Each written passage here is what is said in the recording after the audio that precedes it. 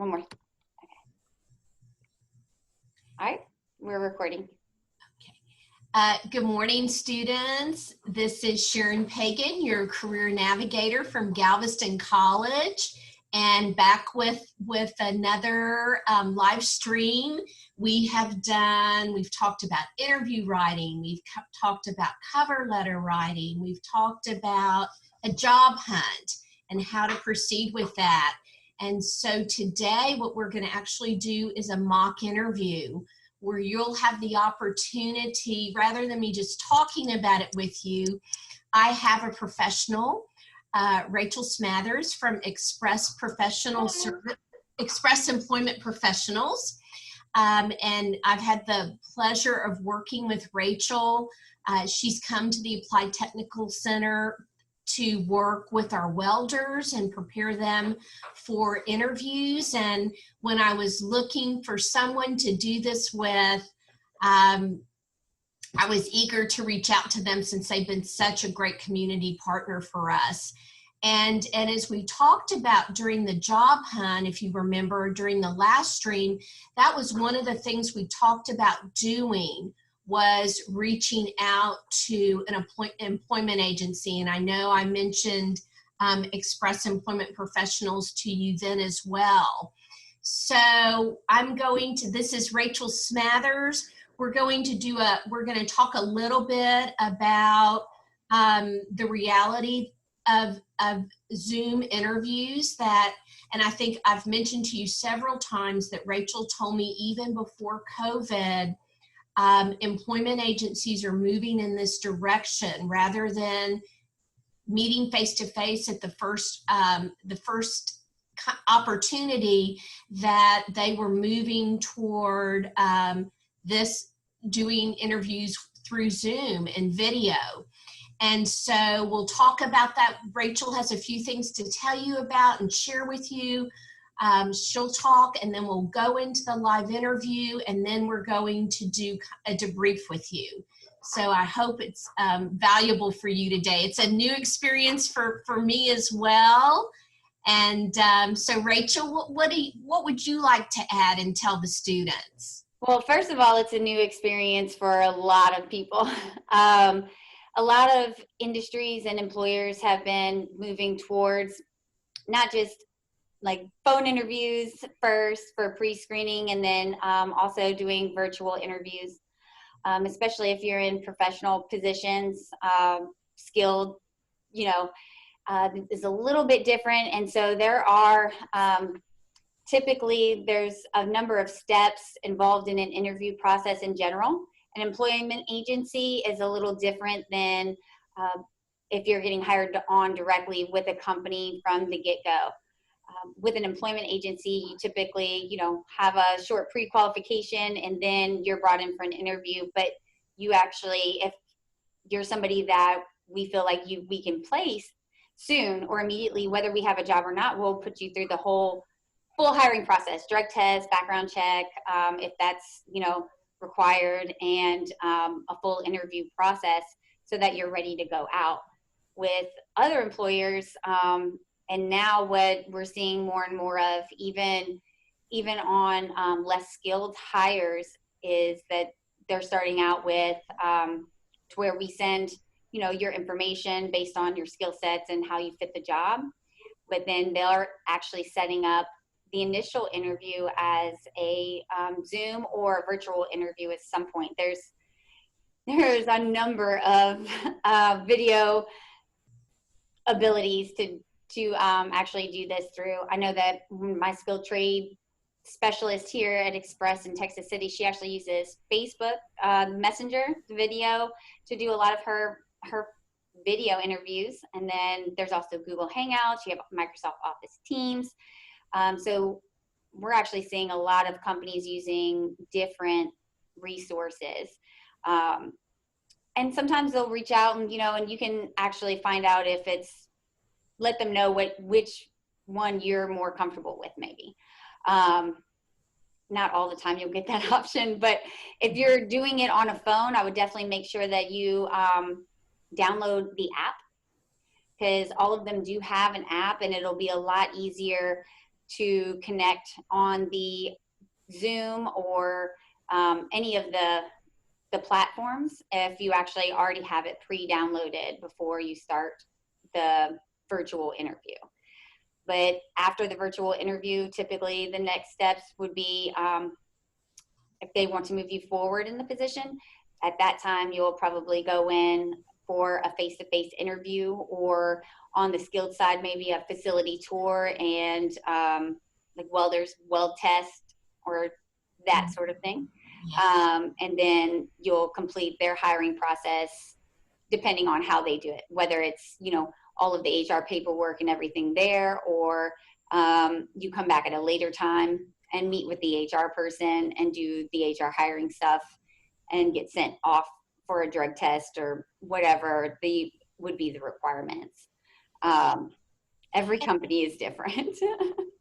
And Rachel, one of the things I wanted to ask you, I know today I sent you my resume before our meeting today. Is that something typically that you suggest or recommend that a student does, or is it appropriate to wait until the person that you're working with asks you to send it to them? Well, most of the time, the reason why you're being called for an interview is because they do have a resume, but you also don't know if you're getting hired through, say, Indeed or a different platform. You don't know that they have, because there are Indeed resumes. And so I actually usually always ask for a resume in Word format, as an employment agency in Word format, as hiring directly on as an employer, you should send it to them in a PDF. But it looks a lot different on the jobs like the job sites. So I would definitely, when you confirm that you're available for that interview, send it in an email, attach it in some way. But yes, I would send them the most recent copy of your resume if you have it. Thank you. Okay. Yeah, it really does help. Okay. Well, do you have any other things that you wanted to say, or do you want to go ahead and move into the mock interview? The only really other thing, which kind of should be, or you would think is common sense, make sure that you are still on the virtual interview as if you were face-to-face with somebody. So make sure that you look professional, even if it's just from the waist up. It doesn't matter, you know, brush your hair. Definitely look, because they're using the virtual interview as a way to see how you present yourself as well, because you can tell a lot about somebody in that way. Don't worry, everybody's nervous on virtual interviews just as much as they are face-to-face or in person. But definitely, I think that you said that you've explained in the past, make sure that you do try to log in at least 5 minutes ahead of time. Yes, I forgot to mention that, and we did discuss that. And that is always a good idea. And that's where I would also just, if you have the app downloaded, it'll be a lot easier as well and make it smoother to log in. Other than that, I don't think I have anything else right now. Excellent. And that's what, you know, when we were, Dr. Mills and I mentioned this to you, when we were doing Who's Hiring with the students last week, we also talked about how making that effort to really dress professionally and being available, you know, 5 or 10 minutes before the interview begins is your opportunity to demonstrate that you have respect for the agency that's going to place you or the actual company that you're working with. Yes, it does. And then also, if you do have, if you're, you know, everybody's at home, a lot of your virtual interviewers may actually be still working from home as well and remotely, because even recruiters for companies, if they're hiring you directly, they're still working, a lot of them are still working remotely. So, you know, background noises, if you can help it, like whether there's kids running around or be aware of your background as well. But if something does happen, don't freak out. Everybody is, especially right now, there's a lot more leeway in life happening when you're doing these things in the background. Yes, okay. And maybe what I'll do before we start is just set up with the students that I actually went on the UTMB website and I found a position for an LVN, and that's what you and I are going to do today. I'm going to take the role of an LVN applicant, and you'll be interviewing me for that position, although certainly, as you've described, you work with skilled trade professionals all the time, and I certainly would encourage them to reach out to you. Yes, thank you. Sure. All right, so the mock interview is going to start basically, even though it's virtual, like any other interview. Both of us log in, and I would probably, as the interviewer, initiate the conversation and say, "Hi, Sharon, how are you?" And this is when, you would respond to, the interviewer and, just say hello. And then I would just introduce myself. Okay, so hi, my name is Rachel. It's nice to meet you face to face. I'm the HR recruiter for this company, or recruiting for this position. How are you doing today, Sharon? I'm great. I'm so excited that I've just graduated from Galveston College and finished my program, and I'm just thrilled to have the opportunity to talk with you about being an applicant for this position. Oh, well, congratulations. Thank you. Well, we're excited to have you and be able to interview you today. Tell me a little bit about yourself. Well, I actually was working as a career navigator for Galveston College. I was assigned for a grant-funded position and have had the opportunity to work with first-generation college students to help them become familiar with all the different things that colleges require. And so I've had the privilege of working with them on developing resumes, creating LinkedIn profiles. And one thing that I realized about myself, and I've known certainly for years and years, is I love people. And I'm a people person. And Galveston College, I knew this grant-funded position would be ending. And Galveston College has an excellent, a very strong nursing program, an associate degree nursing program. And I have several friends that are nurses. My sister-in-law's a nurse. And as I was kind of looking into the future, I thought, I think this is the direction that I wanted my career to move toward. And so I went through the LVN program. Awesome. Well, with you being a people person, that's definitely important in this field. So.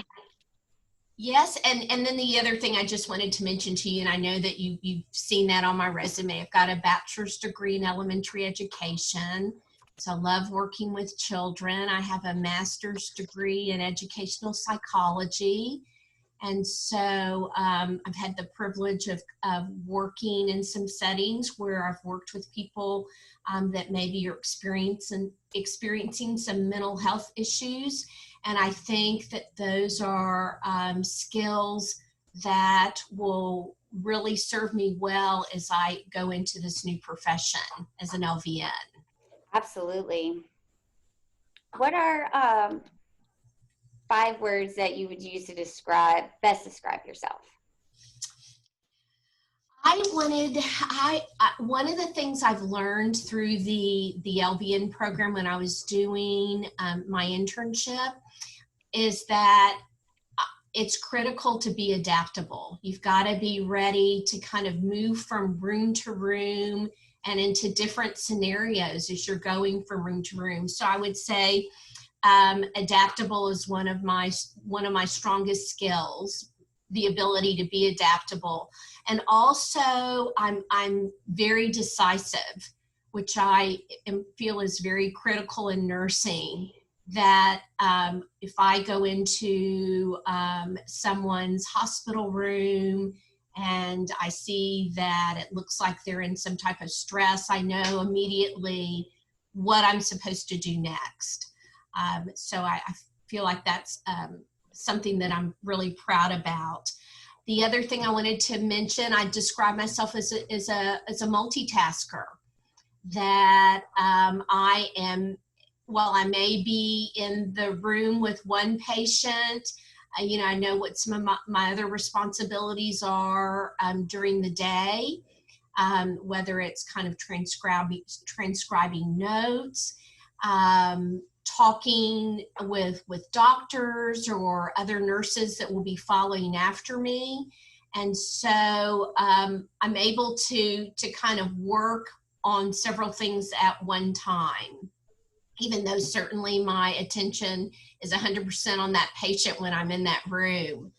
And the other thing I would say about myself is I'm really empathetic. And I feel like that's an important skill, to be able to walk into a room and listen to a patient and have an understanding of what their experience has been, yeah, or currently is. And finally, I wanted to mention that I'm very respectful of people. And, I think that it's critical that whenever you're working with patients that you always treat them with utmost respect.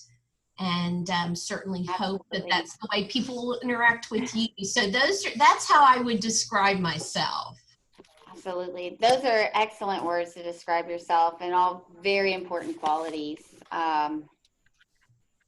Why did you leave your last position? Well, you mentioned the grant. Is it over, or the grant? Okay. The grant ended. And I loved my opportunity to be a part of the Galveston College team, but I understood that was a real possibility. And so I always, in the back of my mind, I was thinking, do I want to continue to apply for roles like that in organizations like a college, or do I see myself wanting to enter a different field? And that's when I thought, and as I mentioned to you, I do have many friends that are nurses, family members, and it's always been something in the back of my mind that I wanted to pursue. And so this just seemed like a perfect opportunity. And then while you were at Galveston College with the grant program, is that, I know you said it's been in the back of your mind, the ability to learn a little bit more about it, is that what kind of drove you to want to actually pursue it more? To pursue the nursing degree? Yes. I just had the opportunity to learn a little bit more about nursing students and their education. And I could see myself, I love school. And so I knew I would find the coursework fascinating. Yeah. But I also know that the college does a great job with getting you placed in different hospitals or different clinics. And I just felt ready for that experience. So what did you like the most about your last position at the college? The thing that I liked most about it was the opportunity to work with students one-on-one. when they, come into my office, and we were either working on an application for a scholarship, or, as I mentioned to you, doing a bit of resume writing, or creating that profile on LinkedIn. I loved the opportunity to really get to know somebody and to learn about their background, their experiences. I just, and I think that's what I would love about being an LVN as well. It is a good transition. Yes, kind of getting to work with people, getting to be part of a team that takes care of patients, but also getting to establish that one-on-one relationship with a patient. I know, in my life, when I had my son and he was little, the pediatric nurse that worked at the clinic was so important when we came in. She's just so energetic and welcoming and very empathetic when he had to have those shots. Yeah. And said, I know this is going to hurt a second, but then we're going to put a Band-Aid on and have you on your way. And even when I, was in labor when he was born, I'll never forget my labor and delivery nurse. And so I think it just, I love that opportunity to really work with a person one-on-one. Yes, and I feel the same way. I don't even remember the doctor that delivered my daughter, but I do know the nurse's name. So I think that nurses are they leave a big impression one way or another, and so that's why it's very important that it's something that you really will have a passion for. Can you tell me about something that you just really didn't like to do that much, or that you least enjoyed about your last position? Yes, I was asked to supervise a math tutor. And I have to say, in all fairness to him, he was a hardworking person. He had, a part-time position with Galveston College, a part-time position with Houston Community College, a part-time position being a referee. And so, he was, some days he just came in exhausted, especially if he had to referee the night before and he didn't get to sleep, his regular amount of time. And there were a couple of instances where I saw him, he would just kind of take a break and I'd be walking to another building and I'd see him sleeping in his car. And while I felt such compassion for him, in one way, I knew that wasn't the appropriate way for him to be spending his time when he was at the college. How did you handle that situation? Well, I spoke with my supervisor about it and asked her how she wanted to handle that. And she said, let me speak with him about that. But I think what was hard for me is, he had a lot of interest as well. He had a son that was like in a semi-professional football league. So I saw that instead of really prepping for our students and really doing a great job getting ready for his math lesson, he would be on the computer kind of looking for articles about, his son's latest game, or, kind of checking his schedule for refereeing. And so, I had to talk with my supervisor and tell her, I felt like he wasn't giving the students 100% of himself when he was here. And then we had to make a decision about how to address that with him. And at that point, she stepped in to speak with him. But I think that's the most difficult thing, is when you're working with someone that has a different work ethic than you do. Yes, that is a very hard thing, and something that, you'll see in Unfortunately, probably every role that you ever have. Mhm. What do you think about your supervisor that you mentioned, your last boss? I feel so fortunate. I was reflecting on that kind of as I was preparing to meet with you today, because she was very invested in helping me continue to develop as a professional and improve, learn and improve. Whether it was she always included me. There was an association. There is an association called TACTI, and it's the Texas Association of of Technical Educators. And so she would always make sure that I was included in the opportunity to go to those meetings out of Galveston, so that I had the opportunity to talk to other people that were also in that career navigator positions at other colleges and hear about things that they had implemented that did turn out to be a really good fit for Galveston College, like bringing in this code of conduct to talk with students about and to get every student to sign. So I appreciated that about her.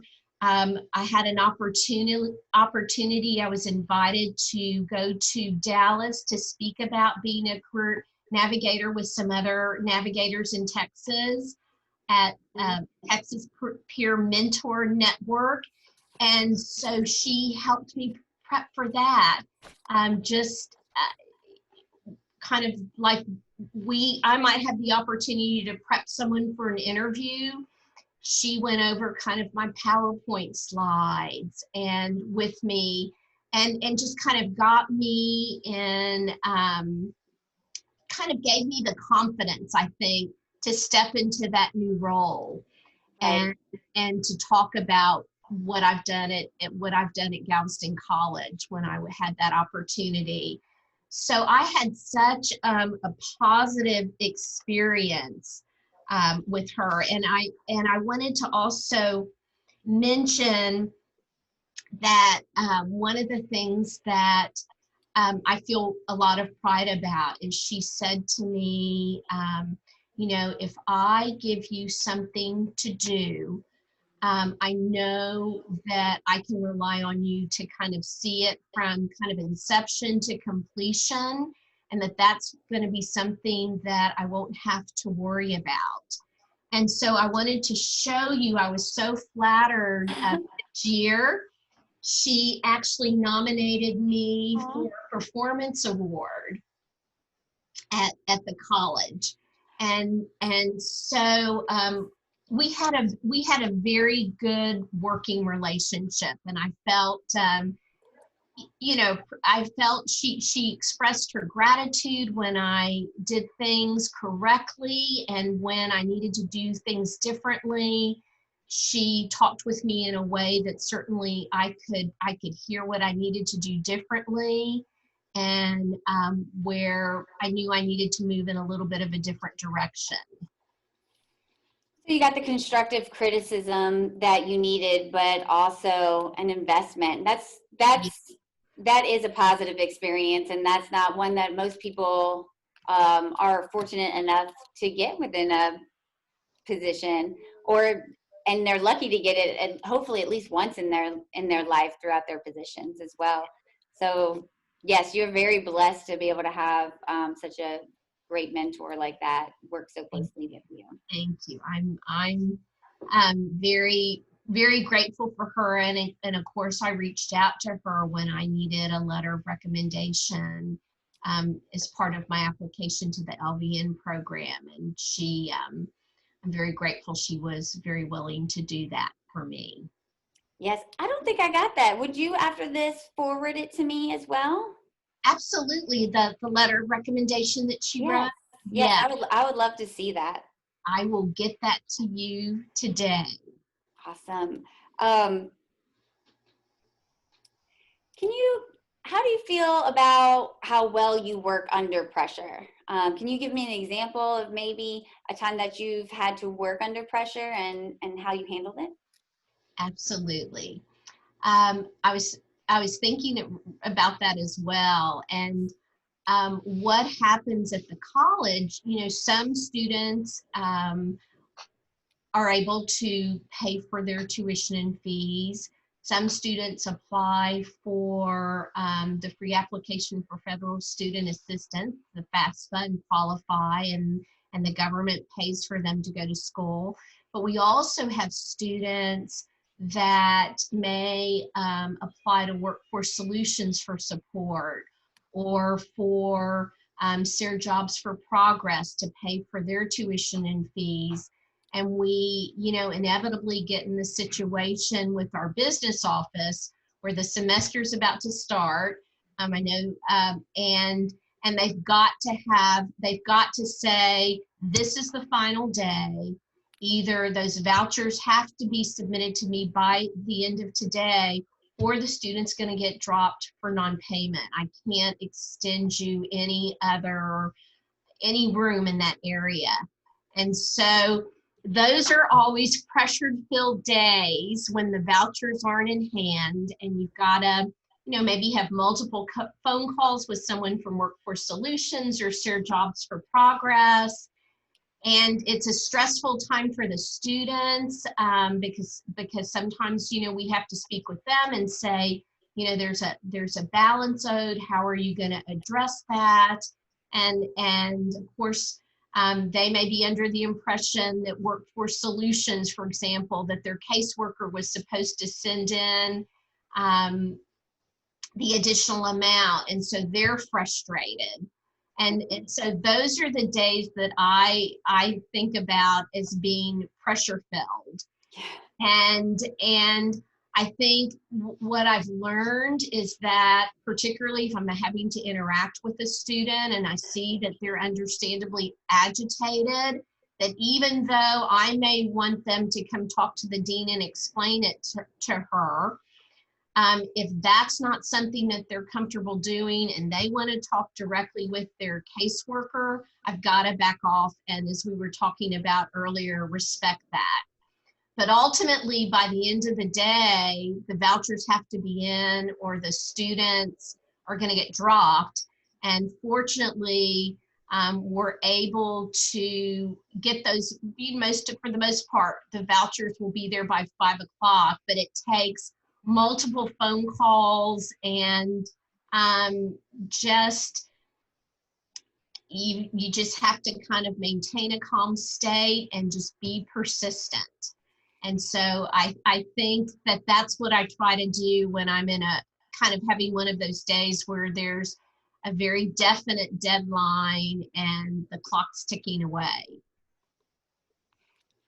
Yes, persistence, but without freaking out is very, yes. It really is key. And it's a very difficult thing to achieve as well. Especially when this sounds like you get pressure from not just one source, say, the business office, but, 2 additional ones as well, whether it's the student or even the, resources that you're trying to get in touch with. So yes, kudos. Thank you. Calm. Thank you. What kind of salary would you be looking to expect starting? And well, I noticed, Ms. Smathers, that they had posted that there was a range of salary from $38,560 to $57,840. yes. So I've researched the position, and I'm very confident and hopeful that the company will take into consideration some of my other background experiences and that they will make me a competitive offer within that range. Okay.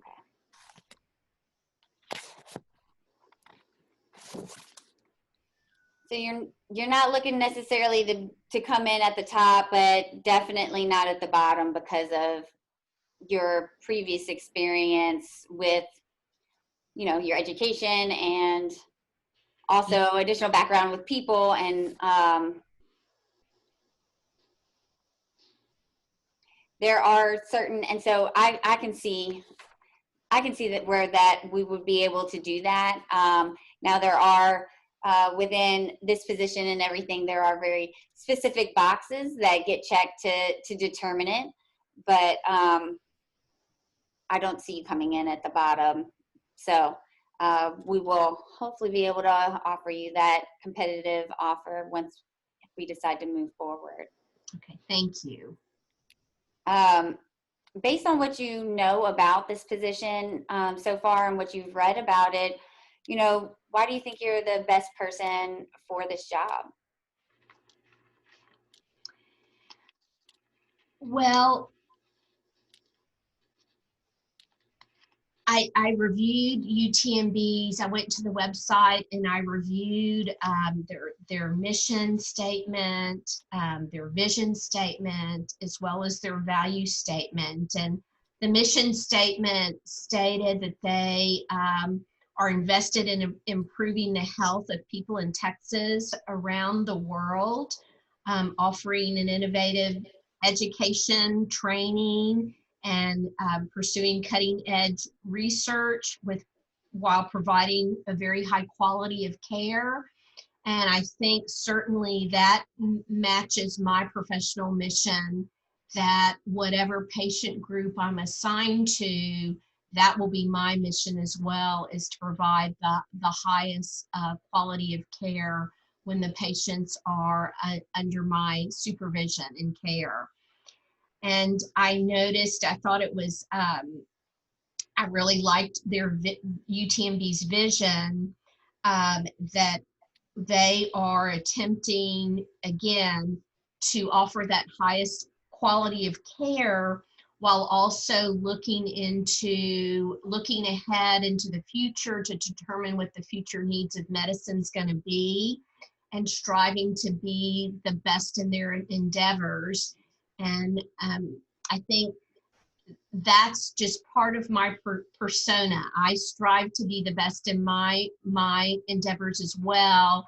And that's why I was so excited about being nominated for that performance award. And I wanted to show that to you, because I think that really does reflect my commitment to a position. And finally, I was looking at the organization's values, which include having compassion for people, acting with integrity, being respectful, as we've talked about earlier, as well as embracing diversity. And I think, that's one of the things that I loved about my position at Galveston College, is we have a very diverse student population. And, it gives you the opportunity to learn about a variety of cultures, and to make people feel comfortable in the culture of the college or the culture of the healthcare organization. And the final value that I saw that they mentioned is their investment in promoting lifelong learning. And I talked about how I appreciated that so much about my previous supervisor, and that even though I may be at the end of the LVN training, that certainly I will want to continue to refine my skills, upgrade my skills. And so that's why I see myself as a really good fit with the organization, because it looks like that is something that they will support, is the lifelong learning and continued education. Good. And that is something that is definitely necessary, because, well, healthcare changes all the time. So you'll have to continue to want to sharpen your skills and knowledge as well, like within most industries. Well, I really appreciate, you answering all my questions. Do you have any questions for me or for us, of anything additional about the position right now, or concerns? I do have some questions. I wanted to ask you if you could tell me about some of the greatest challenges possibly that UTMB may be facing, particularly with making sure that they've got the right staff of LVNs, or enough LVNs to fill the roles at the hospital? Well, since this is a mock interview, I can't really answer that. But that's a really good question. Thank you. That is a really good question. Okay, and so I'll shoot another question your way. Okay. So the other question, Ms. Smathers, that I wanted to ask you about with regard to UTMB and this LVM position is, do you know what benchmarks will be used to evaluate me to determine if I'm doing a good job in that role? Yes, and so we do have, a standard performance type of evaluation in place. You will, in the beginning there, we have an extensive training program. So you'll actually, have hands-on with an RN or a nurse practitioner, and they will, guide you through your first week, or you'll have also another teammate that's with you. And so you will actually get hands-on training for the first week with them. And then there's actually a step process with that. And then also performance evaluation checkpoints, I guess is the best way to put it. So there'll be one after, within the first month, after each week that you're there. And then after that, every 30, 60, 90, and then a 6 month. And so you will know how you're doing with what you're doing. You'll have it very clearly lined out, the expectations and where you need to be at within the role and by when, and so that you can also help guide your own progress. Side note, I, once again, don't work for UTMB, so I don't know if that, none of that is actually true. That's actually more aligned with what we do. So. Well, that's very helpful. And the last question, Ms. Smathers, that I wanted to ask you is if you feel like I'd be a good candidate for this position.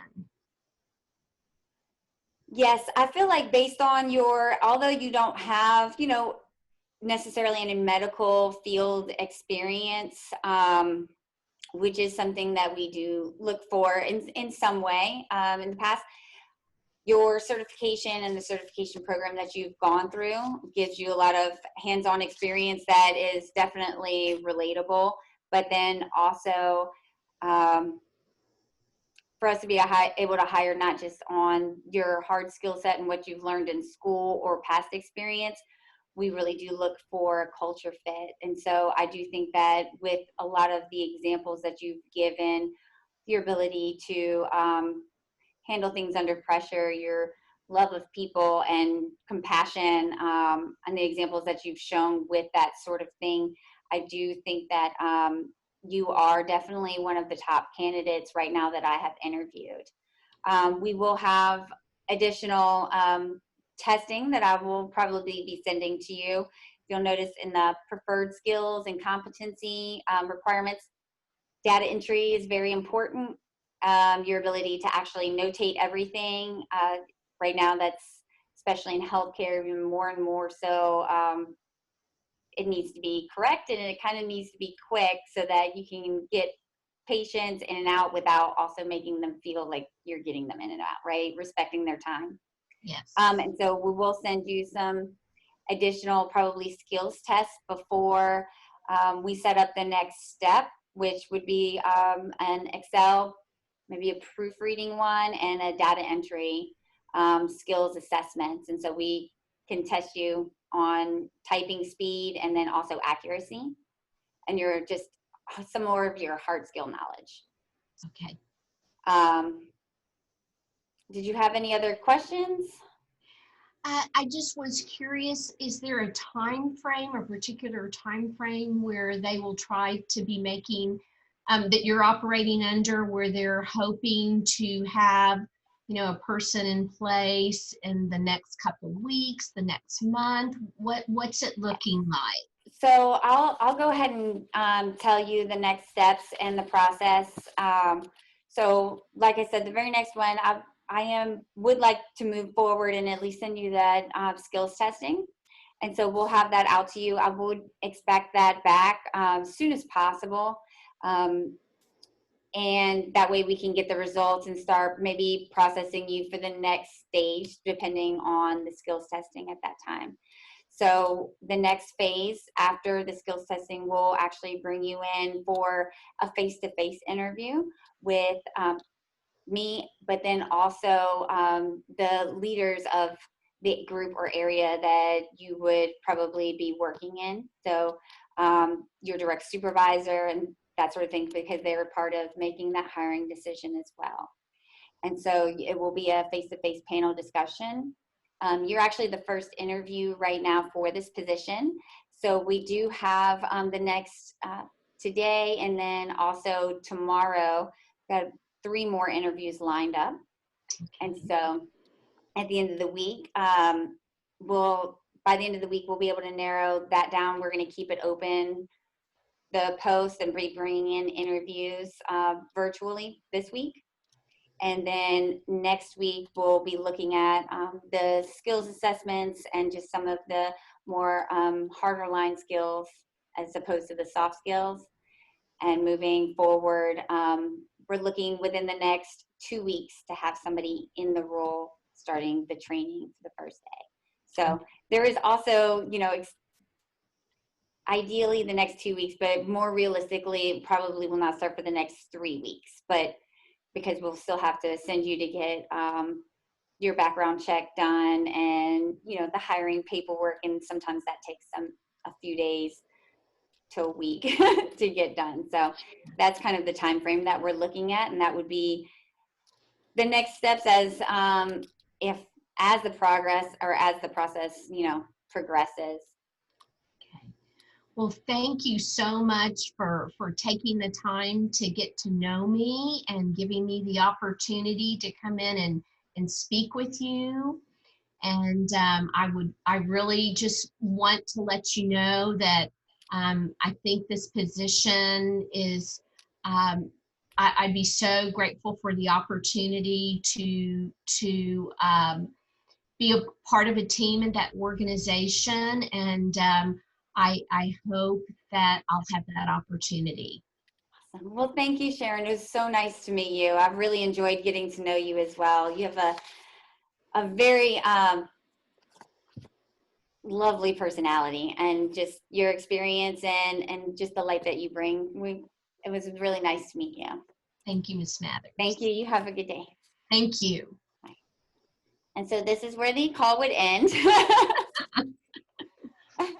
Yeah, it's different because every company definitely has a different hiring process, training process, and somewhere like UTMB, even within the different segments of their career, they have very, or not very different, but standard models of what they do. And so those are really good questions to ask because they're not going to be subjective, and they'll be able to actually answer what it looks like, and so that you're not just sitting there in limbo being like, well, I guess I didn't get it because I didn't get called for 2 weeks.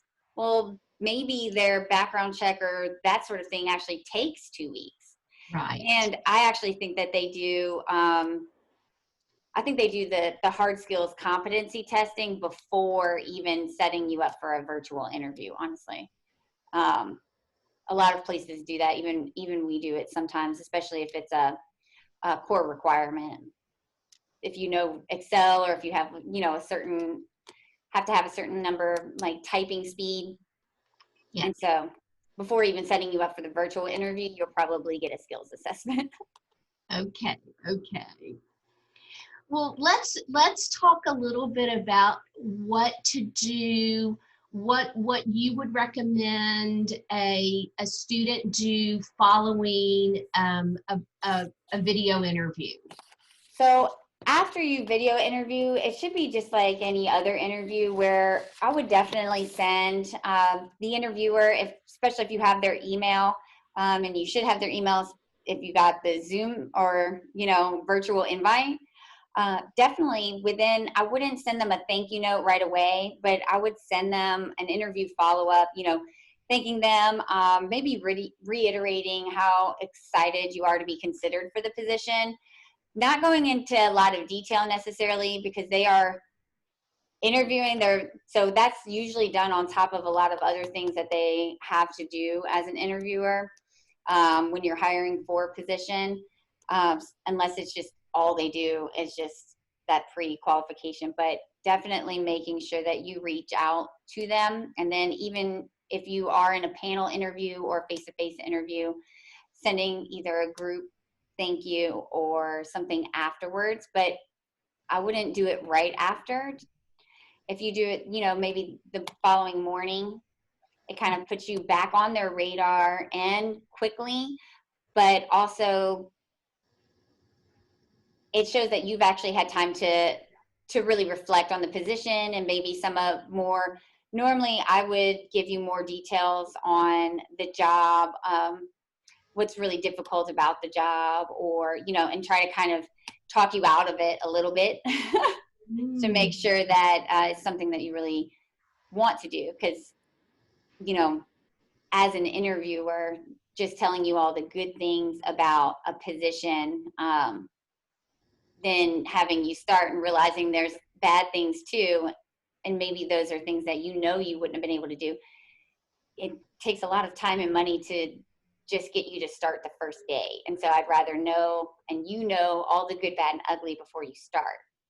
And it sounds like that's kind of one of the advantages of working with an employment agency like Express Employment Professionals is your responsibility to give a realistic image of the demands, what the demands of the day are going to be like. Yes. The demands of the day. And then also, you have what do you like least? What do you like most? So for example, with everything that you said you really enjoyed about your last position, say this was a totally different position, maybe a bookkeeper or payroll, but the type that you would be in a back corner and have absolutely no, connection to people. Mm-hmm. Personally, I feel like you would just kind of shrivel up and just get Yeah. so sad. And so that's where, as with what I do is with multiple companies, is kind of fit what you're really looking for with what, also the culture and the position in the company. So maybe it's a company, there's other people and it's a team, but they all work very independently and, don't really interact. That's also probably not the best, environment for somebody like you or I, who just completely thrive on interaction with people. And when people are really looking for a job, it's, they're like, no, it's okay, I'll do anything. I'm like, yeah, but for how long? Until you find something else, which goes against what I do for my clients as well, right? So it is very important, and normally they will actually give you a lot more details on what to expect on a daily or weekly basis within the job. And if they don't give you those details, definitely make that one of the questions that you ask them. What is unattractive about the position? Right. Maybe, what do you like most about working here, and what are some of the greatest challenges about working for that organization? Kind of incorporating questions like that at the end of the interview. Yes. Yeah, that way you give them time to kind of give a synopsis, because typically I'll go in and find a little bit I'll find out about you first before telling you more details about the job, because I've noticed people tailor their interviews based on what I tell them, is being looked for. So typically I'll find out about you, those questions, and then I'll go into a little bit more detail about what's really expected and what, you can expect within that role, to see if you still are interested in it, because I've had people tell me, no, I don't really think that would be good for me. And it's much better to be honest about that than to go into something that, or somewhere that you think that you might be, miserable in, and quitting a few months later, because that never looks good. So it's when you're working with prospective employees, it is appropriate for them to really kind of share the situations that seem unattractive, and to be kind of forthcoming with that information. Yes, I'll ask. I ask typically. Okay. Like, yes, I'll always ask what does an unattractive environment look like to you? Mm-hmm. And it could be something as small as I can't be around cigarette smoke and I'm allergic to dogs. Well, what if I'm hiring for a position that they bring their 3 big dogs that shed all the time into the office? Exactly. That would not be, and so actually knowing that ahead of time. So I actually do ask what, are kind of typically what they've experienced in the past and what they just really don't like. And some people don't really have they really are, it doesn't matter. But usually everybody has no, I really don't want to work in an environment that's like this, Exactly. So it's important for a student or prospective employee to think about those things and to come in with that information and be ready to share that with you, for you to be most effective at what you do. Well, and it's always a good, everybody should really sit down and self-reflect, especially when they are looking for a job. Really think about the times that, in previous positions, whether it was volunteer opportunities or school, even if you haven't had an actual job yet, and you've just been through school, like, just really think about when you were doing something that wasn't just, a hobby or something fun, right? Not swimming, but really think about what you liked most, when you were happiest. So when you were doing work, but it didn't really necessarily feel like work, that's how you can tell that that's something or that's a part of it that you just really enjoyed. If there's something that, it took 4 hours and it felt like 2 days, well, maybe you should avoid stuff like that. Mm-hmm. And so just really actually sitting down, looking at what skills you have, what experience you have, whether it's in school, whether it's on a sports team, in a previous job or a previous career. What really did you like most? What did you really love? But then what seemed like, it wasn't that big of a deal, but it seemed like so much more of a chore that you kind of put it off or hurry up and did it first so you could get it out of the way, so that you can really look at what you're truly looking for. And I don't feel like a lot of people really know at all, which is kind of my job, because also a lot of my clients don't really know either. And so I have to make kind of the connection between what's said and what's not said on both ends, which is the benefit of using an employment agency too, because being able to explain it is hard for a lot of people.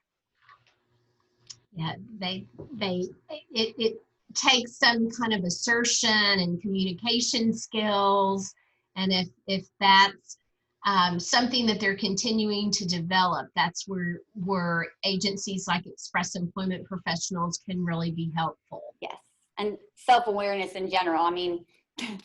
That's, a lifetime of work for everybody. So Yes.